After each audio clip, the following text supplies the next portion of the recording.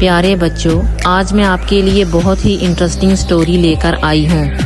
بلند و بالا پہاڑوں کے درمیان واقع ایک پرامن وادی میں نعمان نامی ایک نوجوان چرواہا رہتا تھا۔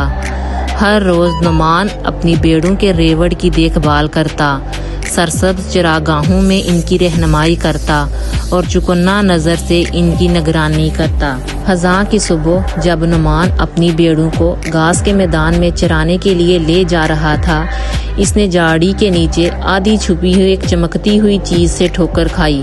تجسس بڑھ گیا۔ اس نے گھٹنے ٹیک کر پتوں کے درمیان ایک سنہری جیب گھڑی دریافت کی۔ اس کی تلاش سے پرجوش نعمان کا دل جوش و خروش سے پھڑپھڑا گیا، لیکن جیسے ہی اس نے گھڑی کو دیکھا، اس نے محسوس کیا کہ یہ کسی ایسے شخص کی ہے جس نے اسے کھو دیا تھا۔ خزانہ اپنے لیے رکھنے کے لالچ کے باوجود نعمان جانتا تھا کہ ایمانداری بہترین خزانہ ہے۔ ایک ثابت قدم عزم کے ساتھ نعمان جیبی گھڑی کے صحیح مالک کو تلاش کرنے کے لیے نکلا۔ اس نے گاؤں کا سفر کیا اور ہر اس شخص سے پوچھا کہ کیا وہ اتنی قیمتی چیز کھو چکے ہیں۔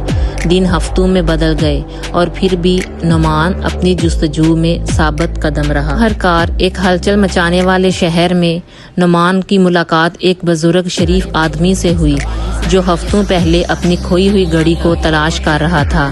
جب اس نے گھڑی نعمان کے پاس پائی تو وہ نعمان کی ایمانداری اور دیانتداری سے بہت خوش ہوا۔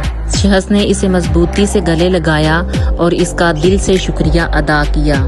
اے نوجوان، آپ نے انسانیت پر میرا اعتماد بحال کر دیا ہے، آدمی نے کہا۔ اس کی آواز جذبات سے کانپ رہی تھی۔ آپ کی ایمانداری واقعی ایک نایاب خزانہ ہے۔ شخص کی شکر گزاری سے متاثر ہو کر نعمان گرم جوشی سے مسکرایا اور اپنے ریوڑ کے پاس واپس آیا۔ اس کا دل فخر سے بھرا ہوا تھا۔ اس دن سے وہ سچے چرواہے کے طور پر جانے جانا لگا۔ اس کی ایمانداری دور دور تک پھیل گئی۔ پیارے بچوں، اس کہانی سے ہمیں یہ سبق ملتا ہے کہ ایمانداری اور دیانتداری واقعی ایک قیمتی خزانہ ہے اور اس سے انسان اپنا احترام اور اعتماد بحال کرتا ہے۔